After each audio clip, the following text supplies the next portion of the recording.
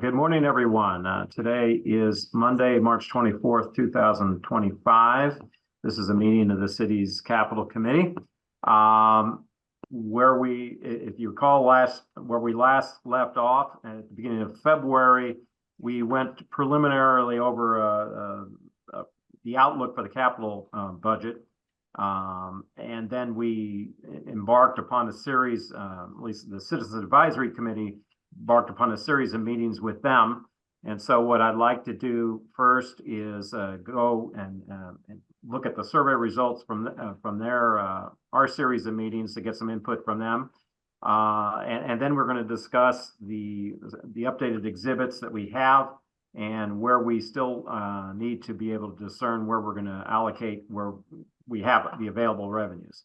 So what the first thing I was going to do is pull up the exhibit from the Citizens Advisory Committee, and let's go over some of the responses we had from them. So if I could share screen here, pull it up.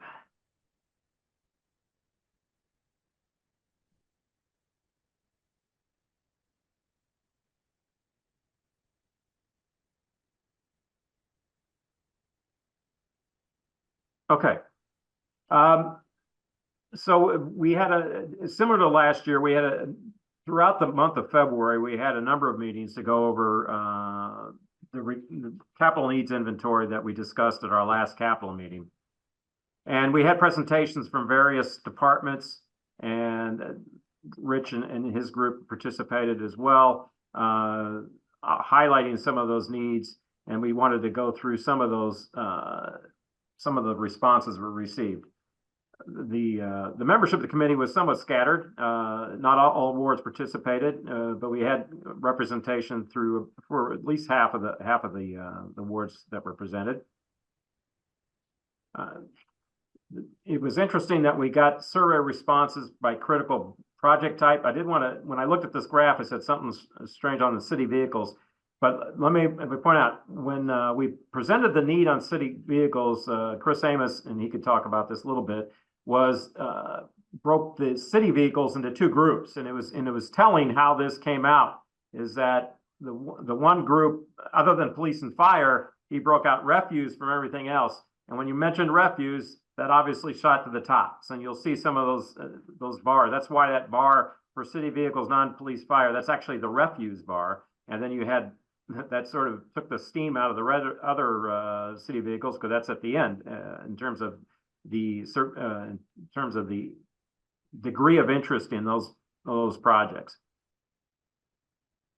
Survey response by critical type, top 10 projects.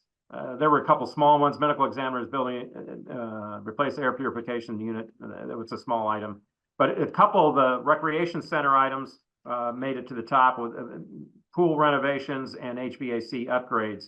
And just below that, as I mentioned, the refuse division vehicles, anytime you mentioned refuse, it seemed to get a pretty high response from those who had heard the vehicle presentations. We had some fire headquarter houses for HVAC and plumbing upgrades, information technology switch network updates, again, some other recreation center electrical upgrades, medical examiner's building, CJC upgrade technology digital camera system, civil courts building. We did have the opportunity to hear from the judges from their various projects regarding civil courts building and Carnahan courts building, and they did a presentation, and so that was helpful in terms of putting a little bit more detail into some of those numbers that you see on the critical needs inventory. Other items, information technology services, the forensic lab, microscope, and then the bike facility improvements rounding out that top 10. On the bottom 10 of that list, we had some fire station driveway aprons, parking lot repairs at the Carondelet and YMCA. Or actually, those weren't the parking lot repairs. Those were just Carondelet and O'Fallon YMCA repairs in general. SEMA operation communications upgrade, rec center boiler replacements, police academy items, And then rounding out the bottom was the electrical vehicle charging infrastructure. Some of the items needing more information: Kings Highway improvements, Gravois and Nottingham, rec center boiler replacements, O'Fallon, Carondelet, YMCA repairs. I think what is been consistent over the last few years is when we have a big dollar amount and it's not that defined, we just say repairs in general. Most people feel like they need more information as opposed to just putting that on their list of items of funding. And the comptroller's telecom system replacement item. Here are some of the pointers of the survey respondents. As I mentioned, it was sort of scattered through the wards of the city, as well as the members of ENA were all represented. And some of the comments for suggestions for projects, for known depreciating assets like fleet vehicles, money should be set aside from the budget annually for replacement and maintenance. I believe that is a good budgeting practice. Unfortunately, the funding level that we have each year isn't sufficient. We do have within the operating budget, if you recall, when the refuse fee was increased in 2017, we do set aside some monies each year for refuse truck purchases. But as Chris could tell you, that's with the cost of those purchases going up, that has not been sufficient to keep up with the cost. Other items in here, needing more information, as I mentioned, on the YMCA and controller phone system, and the Gravois to Lansdowne project. Then recommended 6 was just talking about the process itself. And then 7 recommended additional taxes. For instance, if you have Mardi Gras and Soulard, could there be funds to set aside that are raised from those events to provide for more capital within that area, which is an interesting concept. And those were primarily all the comments we had from that advisory committee. And then following that, there are graphics on each of the items that you can go through to see where they ranked individually from the inventory. Are there any questions from the survey or the Citizen Advisory Committee discussions? Okay. Well, let's go back to the capital exhibits. I may. I do have a question. Oh, I'm sorry. Go ahead, Noel. Yeah. 2 questions. First of all, good morning, everyone. First of all, why do you think with rec centers that HVAC, pools, and electrical all scored so high and then boilers scored so low? That's an interesting question. I think, as I mentioned before, oh, go ahead, Rich.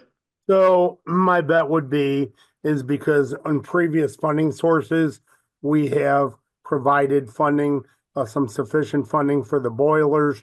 And Kim also talked with Greg when they gave their presentation, and the other items are relatively newer and have had less previous funding. So that would be my guess. They feel like we've put, some pretty good money towards the boilers. Let's do it towards some other things. And I've also noticed that the more it's more of what you're seeing when you have a concept of what it is that you're buying, there tends to be a greater response. For instance, the pools, I think that's a concept that everyone understands and it is more to be supportive.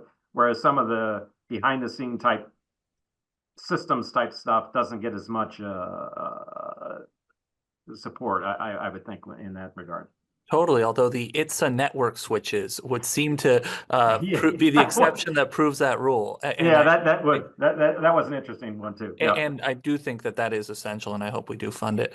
But I guess, Rich, to what extent do you credit or agree with that assessment that the HVAC and electrical improvements are more urgent than the boiler improvements? Oh, no, I agree with that. I think it is all urgent because obviously our citizens use all these facilities, which are, behind in repairs. But as I said, I think we've put some good money towards the boilers. I think, Paul, I also agree with that comment is that, a typical lay person looking at these things, they never want to see things that are, they can't see. You want fun things that are behind the walls or roofs or things like that. They want things that'll turn into an apparent item they can see. So yeah, I'm in agreement with that. My last question on the rec center boilers, and I'll move on, is are there any rec centers currently offline for want of a boiler? Like, is there a boiler investment that could be made that would bring an additional rec center online, or are we all right now? Not With that I'm because I aware do of. believe that Marquette is back online now, right? Yeah, not that That's I'm because it's aware been of. replaced. Exactly. So we've done that one. So exactly. Not that I'm aware of. I think No, we've done a good job working with Kim and Greg's staff. And as I've said in these meetings for years, many of these things you can't buy parts for anymore. We get very ingenious with adapting and making things to get things to work. It's just a matter of, I think we're getting the critical ones taken care of now. But these other ones that are out there, don't be fooled by the fact that, they're still working, because they're probably 30, 40 years old and they could, conk out at any time. So that's why they're on the list. Totally. Makes sense. Thank you. Second question is, I know you mentioned, Paul, that this is a geographically diverse sample of folks. It is at the end of the day still just 11 responses, though. How does that compare to previous years, and do you think it's a representative sample? I do think it's a representative sample. Last year, I think it was 15, maybe we did have something like that. I think. But the responses, it's funny in that regardless, the responses there seems to be common themes throughout, and we've been doing this for a number of years. And again, the more specific you are with the project, the higher response you get. I think things, direct service, for instance, the fact that the refuse trucks, this is the first year we actually broke them up, but they went more to the top, because I think the more directly related it is to a service that people can appreciate, the higher the ranking it is. And I think that's true regardless of geography in terms of the respondent. And it seems to be pretty consistent over the last several years that we've done this, that you'll see the same type of responses to that. Again, as I mentioned, as we go forward with capital stuff, the more specific we can be with those kind of projects, the stronger the recommendations you usually have when you meet with a committee such as the Citizen Advisory Committee, where they'll respond to those needs. That's helpful. Thank you. Oh, Alderman Schweitzer. Thank you so much. One of the things I hear from constituents a lot is about, we have two tow trucks in the city of St. Louis doing a lot of the towing. Was that broken out as well, or was that included in sort of other city vehicles? It was not broken out separately from the others. It was, and Chris, if you want to opine on that, but it was mostly refuse trucks separate from the rest. That's correct. The tow trucks, everything for towing is included in the public works fleet, the other one that got ranked last, with dump trucks and sweepers and things like that. Although we do a pretty good job of keeping up on tow trucks. I guess we bought 3 of them in the last 18 months. There's a couple of them still that have already been bid, POs issued, but haven't been delivered yet. But that is one of the areas where you have to stay up on it, or you end up shooting yourself in the foot. So we do stay up on those. Thanks, Chris. Maybe we can talk offline about, what's been funded, what's been signed, what's coming and going, because the common knowledge we hear, from our police officers when they come to talk to us at community meetings is that there are 2, and that's why there are so many cars sitting on the street still. So I'd be very interested in hearing more information about that. Thank you for that answer. Paul, I was just Nancy? going to Yeah, clarify sorry. that there are more than 2 tow trucks on the street, and that I will get you the number so that you have it. There are a couple that are under repair, but we have more than 2 drivers, so we clearly are using more than 2 tow trucks, and sometimes I think we outsource when we get into a big problem. So I think there's a lot of misinformation out there that needs to be corrected on what we have. And as Chris is alluding to, is that they are rotated in new ones coming up every so many years. What do you want to buy? What is what you need at this time? And there's been some changes made within the street department as to what kind of vehicles we need sooner rather than ever that he could elaborate on, but I know that's not this meeting. That was the meeting when the streets department came before you. So I think there is more information there for people to have, so. Thank you. And I Christina, just, you had your hand raised? yeah, I just wanted to provide like a little bit of commentary. Thanks for presenting the Citizen Advisory Committee survey results. Some of the things that we spent some time talking about last meeting that they ranked low were the East St. Louis Bridge, which makes sense. The boiler replacements, as we already talked about. I think we spent a lot of time talking about the O'Fallon Y parking lot repairs that they rank low. And was there any color to that, like why that was ranked low for them? Actually, there wasn't, that wasn't the parking lot repairs. It was just a $4 million item for repairs to either both the O'Fallon and Cronolette Ys. I think it sort of ties into some of my earlier comments on the, when you have a general, it's for repairs to those facilities as opposed to a specific project related to it. We've seen that in the past. I do know, for instance, when Parks has a lot of needs, obviously, for its maintenance buildings. And last year, I think they proposed $10 million just in general for repair of their maintenance building, various parks. And that did not rate as high simply because I don't think there was that much definition. This year, they were pretty specific in terms of Sherman Park building, and they were very specific about that. And that got more of a response from the survey respondents. So I think it's more about getting more definition to the projects when you propose them and provide as much detail as possible. And that helps people both understand and appreciate the need and gives it a better rating when it comes time to rank projects.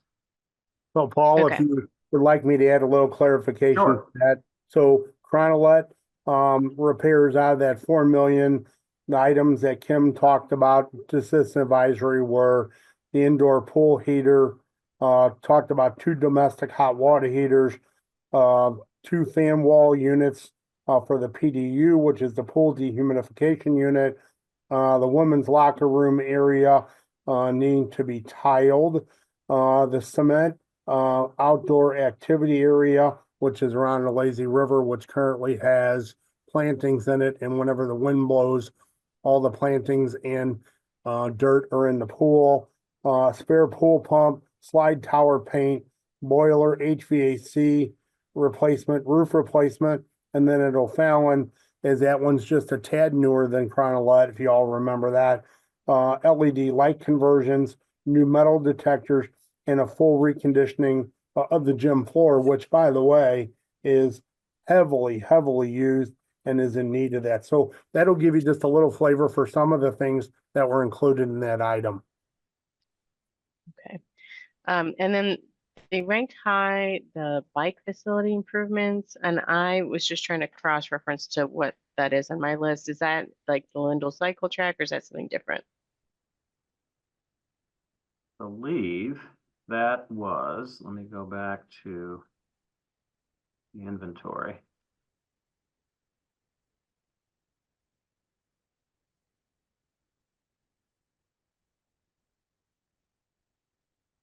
That was the $1.2 million item that was included in the Complete Streets recommendation.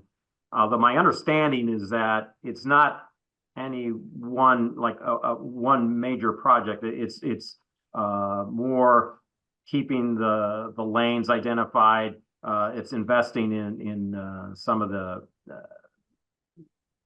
because over time, some of those lanes have gotten run down to where you can't see the markings as well. And it's sort of an annual type maintenance type thing as in addition. I think I've got I've got it here, Paul. If you want me to- I've got the Complete Street memo I could pull up real quick. Yeah, So- I was just gonna, I was just gonna add, it is really for maintenance because in the past, when we've done these things, this is something that has never been anything put into, like if those zebras get destroyed or those sticks, I think they call them bullards, undone, or if it's not painted, there'll be something that allows for some of that to happen officially, not just, oh, catch can, which has been in the past, so.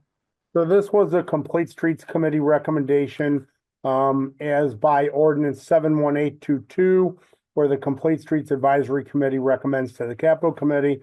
This was bike facility improvements, 1.2 million. It was improved pavement marking and features of existing on-street bike facilities. Depending on the location, it would include restriping existing bike lanes, newer replacement durable thermoplastic bike lane symbols, and thermoplastic sharrows, updates, the city bike facilities, which may have conventional paint markings, added stock features for certain bike facilities, as Nancy mentioned, like zebras, delineators, flexible posts. The project may also include spot upgrades where feasible, such as enhanced crosswalk markings or green MMA pavement markings for bicycles, in order to maintain the expanded network of bike facilities within the city. And again, the cost was 1.2 million. Okay, so that wasn't like necessarily in our list of things that we talked about.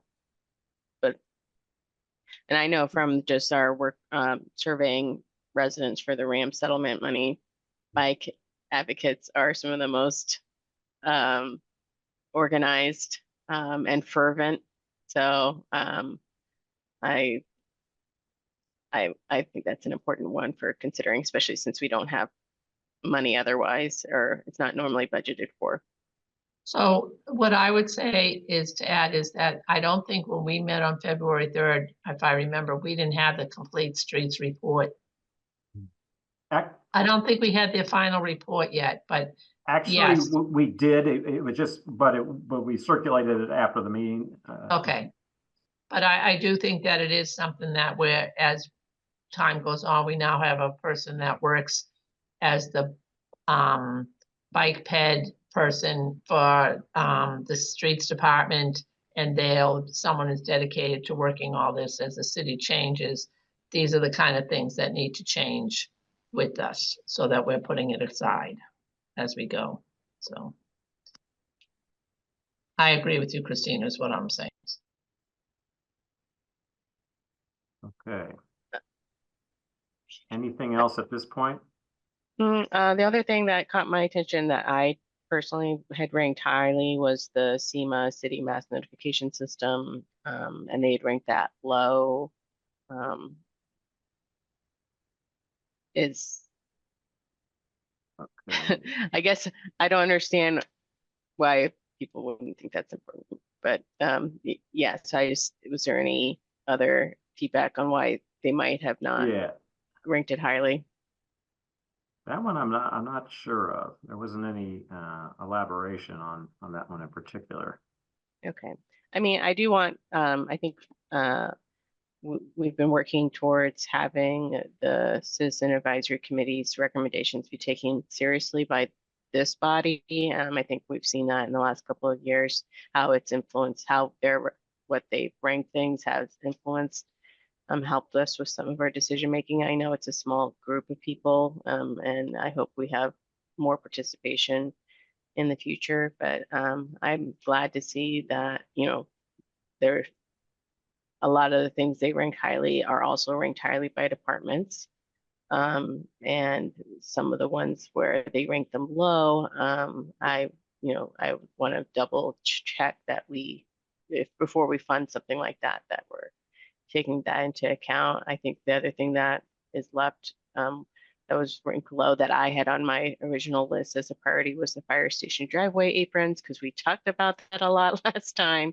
And I can see why like a citizen group might rank that more low, just because of the nature of the item. But yeah, so that's just something I just want to be paying attention to, that we want to balance, taking recommendations both and negative recommendations as well. Right. Okay. Thank you, Christine. So that takes us back to what we actually have to allocate. What I'd like to do again is refresh our memories with the capital budget and its sources and uses. And so let's go back to that. Let's see here.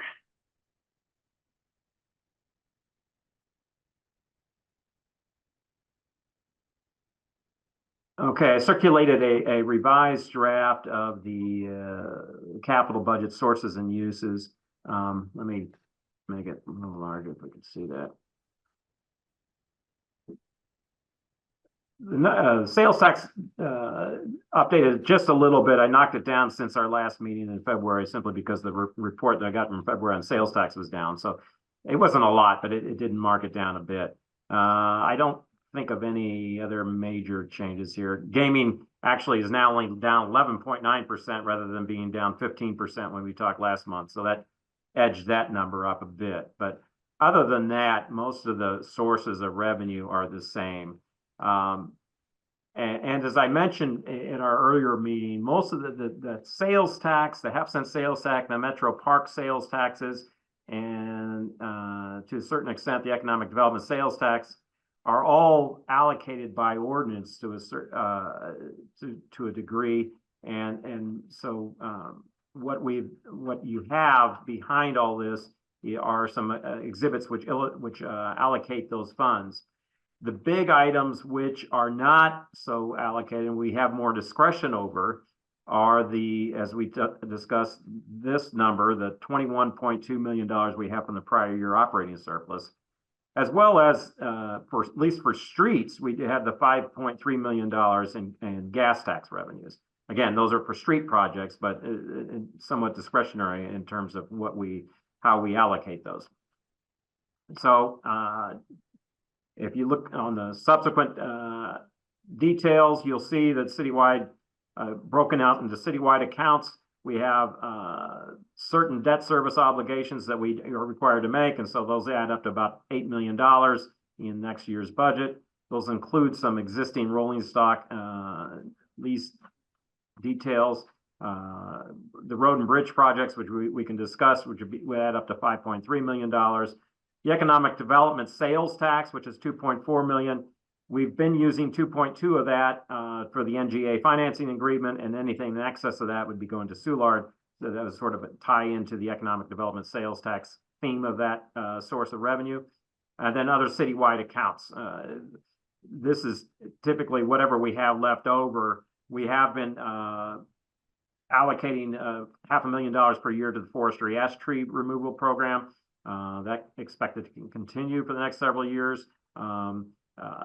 It's a capital. We give $150,000 per year, depending on what the source, how much we have available. And then BPS and courts, we also allocate a certain amount. Again, these are from our traditional sources of the half-cent sales tax. We allocate $1.3 million off the top of the half-cent sales tax for BPS and streets to do their engineering to design work, and for street repair for half-cent sales tax projects, funded projects. Of course, the ward accounts get their 50% of the half-cent. And then we have all the various neighborhood parks and debt improvements from the parks, the Metro Park sales tax, as well as the half-cent sales tax that is allocated towards parks. The Recreation Center account also gets 3% of the half-cent sales tax. And the police fund capital has been allocated 10% of the sales tax. There is debt service associated with the police department account, and that's always been at $1.6 million per year. So also within this exhibit, this breaks them up by the various accounts. With this proposed budget breaks it up within the various accounts within the capital fund.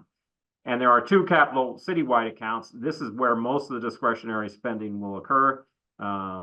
And you can see that in the citywide account, we have the need for project details in two areas. for the road and bridge projects of $5.3 million, and the half operating surplus funded projects of 21.2. So that's those we need to fill in. The rest of it is pretty much in the half-cent. We can see mostly taken up by those other items, mostly existing debt service, and it's a capital would take up the half-cent. The 20% of the half-cent sales tax the citywide accounts get. The major parks, this is again the half-cent sales tax. We've got some detail from the Parks Division and for Forest Park that are allocated accordingly. And you can look through yourselves, look through these projected projects. The Recreation Center account gets 3% of the half-cent sales tax, and the Parks Department is projecting some maintenance items, including toilet partitions at Cherokee Center and some spot tuck point. But that'll be $631,000 for those projects. And then we've got Police Department, that's their 10%. For debt service, of which $1.6 million is for debt service of their existing debt. Paul, can you, I'm just a little confused. So for these projects that you just reviewed, those are things that are required, like we're required to do these, we're already committed to doing them in some form or fashion. The allocation is sort of required by ordinance. And so the funds that are set aside for debt service agreements, those are the ones we must do. The ones that are typically, let's say the parks, you'll see some portion of, let's take an example. Let's go into, here's the major parks account, Fund 1208. Okay, that's the 17% of the half-cent for capital fund that the major parks get. And by major parks, we're talking Forest Park, Tower Grove, Carondelet, Fairground, O'Fallon, and Wilmore. All right, so they get a certain percentage, the 17% of the half-cent. Now, within, of course, Forest Park has a special agreement given the Forest Park maintenance agreement. So they have existing debt service on outstanding debt, as well as other capital projects within Forest Park, and that gets together consistent with the operating agreement that the city has with Forest Park Forever. So those are $2.2 million. And again, these are allocated based on the total acreage that each of these parks represents as the major parks in total. In Tower Grove Park operates separately. They have their own separate commission, and they recommended basically we tell them how much money we expect these sources of revenue to provide, and they get back to us with their proposed projects. So we've got a list of projects from them that have been incorporated in here. The rest of these projects have come from the Parks Division recommending what they would recommend for the share of the allocated portion of that half-cent for each of those parks. So that's where these projects in particular came from. Okay, so it is discretionary, but we're relying on parks to identify what the... Yes, exclusive of the debt service. The debt service, Yeah. Obviously, we don't have discretionary. You got to pay the debt service. So other than that, that's where these have come from. Right. Okay, yeah, that was the part that was confusing to me, because I was like, these are very specific. These aren't debt service. Where are they coming from? And right. We didn't. Right. So that leaves us with the balances that are remaining for the citywide account. So in the citywide account, we've got two. And as I mentioned, it's the prior year surplus, as well as the $5.3 million from the gas tax. And that's what we need to be discussing in terms of taking all the information, both from the Citizens Advisory Committee, their priorities. We've gotten recommendations from the Complete Streets Committee on what projects they'd like to see from streets. And then we obviously have other things that I'm sure Rich can identify from the capital needs inventory that we need to incorporate in some fashion. I can tell you that as we go through, I'm still on the operating budget, that the courts themselves have incorporated a rather large a sizable request of capital items, $13 million or more within their operating budgets, just to call attention to the fact that they need some of these capital items addressed in the capital budget. So we're going to have to be balancing all of that within this $21.2 million in operating surplus that we had from the prior year. And as I've mentioned previously, this is not the normal state of affairs in the number of years where we've had much smaller operating balances. You can see how tight this capital budget would be because there are no other sources.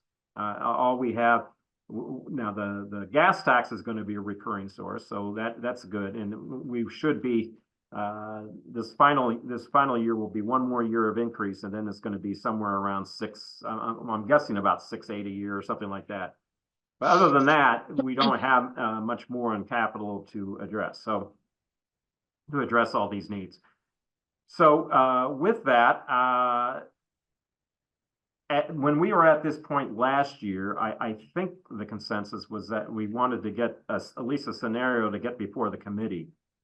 And so what I'd like to sort of recommend is that if Rich could do his putting together of a list and if that we can review, that we're going to have a subsequent meeting to go over so that we can start making recommendations on where we want to end up.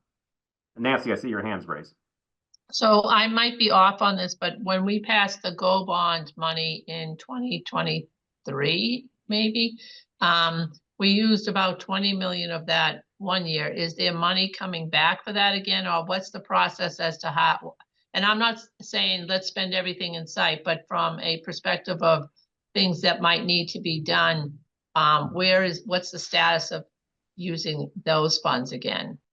I think there is the opportunity, from my understanding with talking with the controller's office, is that there will be the opportunity for a subsequent GO bond issue later this year, similar size in the lower 20s. So we do have that opportunity to do that. I had another question. We had some hanging questions for corrections for the CJC. I have a note saying we need to check in needed with the new commissioner, which obviously we still have an interim commissioner, but has that happened? So Will this happen? we have had a little bit of discussion about that. I will also tell you that there is a jail grant that is being done through the state of Missouri.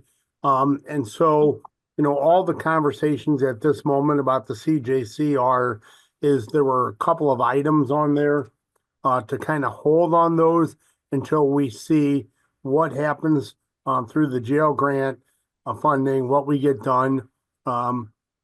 Nobody's pushing hard to get those done. They're on the list, but I would say they're not at the top of the list.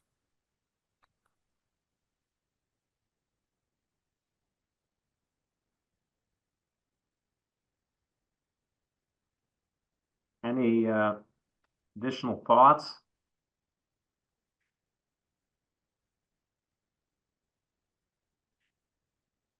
Okay. Well, I think at this stage, I was trying to refresh my memory from last year. I think what we did last year was that we had this meeting, went over all what has been recommended to the committee from the Citizen Advisory. Of course, this year now we also have the Complete Streets Advisory recommendations.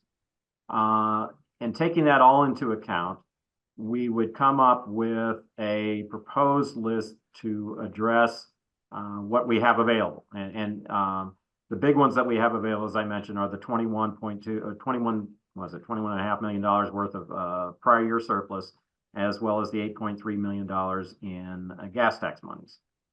So what I was hoping to do is that we could get some proposed list. And again, I would task Rich with trying to come up with some recommendations on that so that we could reconvene and then go over that and we'd either have one or two meetings to go over that to make a recommendation. Now, I can tell you that from a budget calendar standpoint, it's always tight at this time because we've got a budget that has to be a recommendation. So I would like perhaps 1 or 2 meetings next week. Maybe by the end of this week, we can circulate a proposal and then get that circulated, so then we can discuss this next week. If that sounds like a plan, we could do that. Is that okay with you, Rich? Well, yeah, can I just give a couple thoughts on that real quick? Yeah, go ahead. So, I mean, I've preliminarily been looking at this, so yes, I think I could certainly do that. I think, you know, when we look at the complete streets recommendation, we look at the citizen advisory recommendations, you know, some of the things that we need to consider are particularly levering these projects that have grants associated with them, because 80% of that is funded by the feds, assuming that that is still going to happen, which I don't know that any of us really know the disposition of that at the moment. So at the moment, we should be considering that because it's 20 cents on a dollar that we spend for critical programs. The other thing, you know, that I think is important is, and I think Citizen Advisory Committee mentioned this as well, is that our parks, which all of our rec centers and so forth, which a lot of our citizens use, we definitely need to be looking at. Christina mentioned the issue about the fire stations, and that is certainly a valid answer because we spend millions upon millions of dollars upon apparatus. We certainly don't want to tear them up coming out of the house because a slab of concrete kicks up and destroys $1 million vehicle. So things like that. The courts, I think we'll all agree that the courts came in with a very robust list. And so think that there are a number of very good projects on their list that we should consider. Noel mentioned the ITSA, a couple things there. Those are definitely reasonable.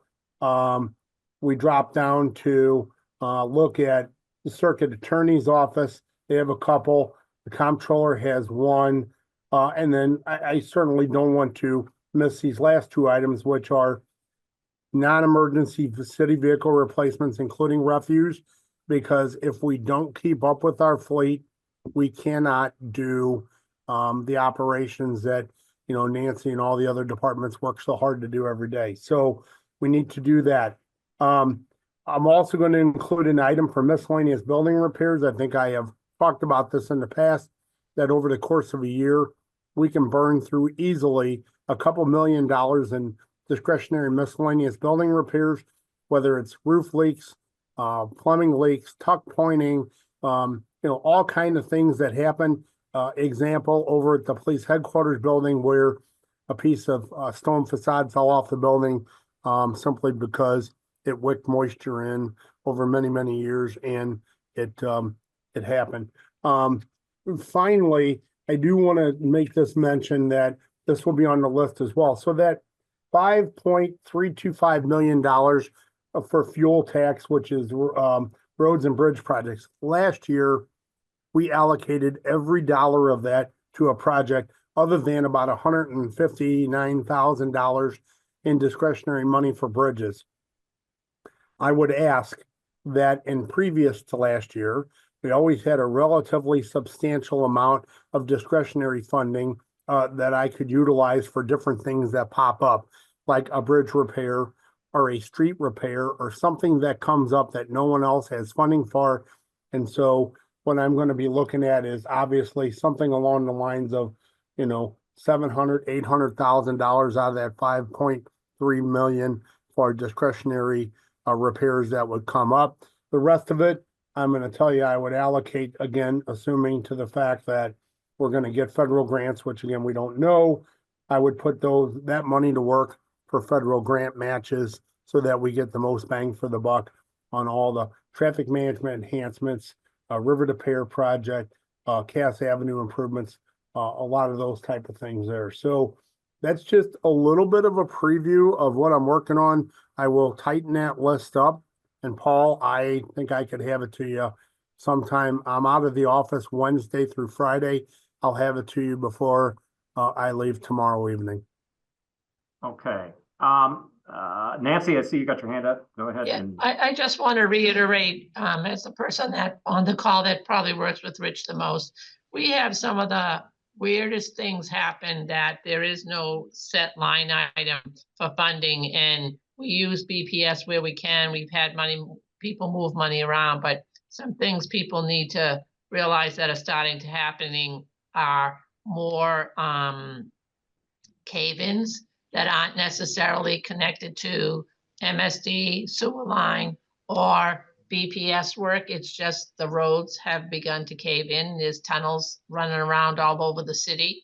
And we've had to do some examinations we hadn't necessarily intended, and we've been able to move money around to do that. But that's gonna become something that continues to happen in the city. I probably could name you 5 off the top of my head right now that we're watching. So it's not the repair work that's the issue. It's figuring out whose responsibility it is. And that's where we need to have some discretionary funds where we can have someone come in and do a geo camera, whatever it's called, thing to take a look at to try and figure out what's going on underneath the ground. So that's just one example of one of the oddities that we've had this year. The other thing I'm going to mention is there with the new state control issue coming down the pike, what I'm concerned about is there are some items on this list that are police repairs we've been trying to get fixed as we can, like the academy and things. And I think we need to look at what are essential items that need to be fixed to help the police department run efficiently as it can. But there are also other things that they want that don't necessarily line up with very official things that they would need to have, such as an antenna that's going to have to be moved and things of that nature, some creative things that Rich and I are trying to take. But I do think last year, Paul, you increased the amount of money that Rich had for discretionary funds, and needless to say, problems found their ways that we had to use that money. And so I would advocate that we have that money again this year, just because we're already almost through it. It's only the end of March, so just for thinking purposes, so. oh, thank you, Nancy. Yeah, I know the best laid plans just go out the window as soon as the fiscal year begins. It seems like when some of these projects just come out of the blue. Yeah, so I tell you what. Now, Rich, you said you think you could get that to us in the next day or so. So, but you would not be available for the rest of at the end of the week, right? Is that? I'm out from Wednesday until next Tuesday. Oh, until next Tuesday. Okay. Yes. But you would be available Tuesday? Or Yes, assuming that I'm not in a BPS meeting at 1:45, I will Okay. be available. All right. Well, so what I'd like to do is get a proposed list, and we can call a draft list, and out to the committee before you go. And then we reconvene next week to go over that, and whether we need 1 or 2 meetings, that might be just sort of keep, if everyone could be flexible on that, because we definitely do need to get a recommendation in so I can get a preliminary budget approved. But does that sound like a plan for everyone? Okay. Well, let's reach out. Maybe we'll shoot for another meeting on Tuesday of next week. So you'll be hearing from us on that. In the meantime, before that, we'll circulate some sort of scenario that allocates these funds that we've been talking about, and we'll just open that up for discussion next week at that meeting, and so that we can get something in the budget. Paul, there's I had one more miscellaneous item where I wanted more information about the EMS HQ. There was a bunch of things that were mentioned that were repairs, and then there was a mention of moving them to a new building. And I can, Rich, if you talked about this in the previous meeting, I can go back and review the video recording, but I guess that's something where I wanted more detail of, the 2.2 million to move to a new building versus all these miscellaneous repairs that EMS was requesting for their headquarters. Which one are you talking about, Christina? Can you give me the number and fire on D? Let's see.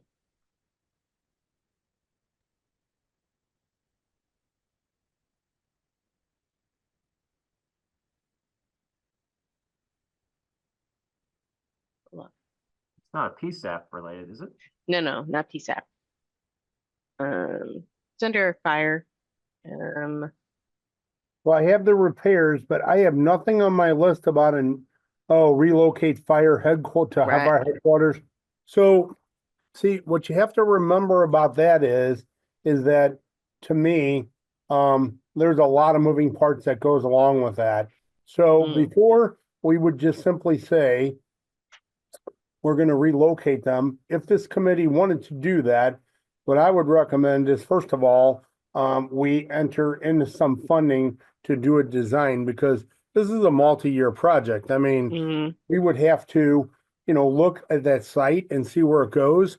I have to tell you that with the new PSAP going in up there, there's no land to build another building there. So we would have to acquire property. We would have to do a feasibility study. We would have to do a design. So we're 4 or 5 years away from getting that done. So, if the committee really was serious about that, I would recommend allocate about 15% of that to start working on a study, a feasibility study. But you're still going to need to do the other items involved there to keep the existing going. Okay. Does that make sense to you? It makes a little more sense, but yeah, I think if you have any more background on that, I'd love to just, I just have what's in the spreadsheet. Right. So if there's Yeah. anything else, I can just have to keep a hold of that, because I think that's one of the questions is, how does that interface with PSAP? How does, where does it fit into all that? I'm just not as familiar with, EMS needs. Yeah, I really don't have a whole lot of detail there, other than currently they're located on Hampton at Watson. They've been in that building, which is the old District 2 police station, for many, many years, many years. And so at the end of the day, it's an older building. I think the idea is at some point is to locate all these facilities around the headquarters building, but I don't, fire sent that in as a need. The description, if there even is one with it, would be very minimal. So in order for me to do anything with it and give you any details, I need to do a feasibility study. That is the very first step. Okay. All right. Anything else for the group? Okay, well, we'll get that scenario circulated later this week, and then we'll be looking to get a meeting scheduled for next Tuesday of next week, so that we can go and talk about that. That's our next steps. If there's not anything else, thank you very Thank much. you.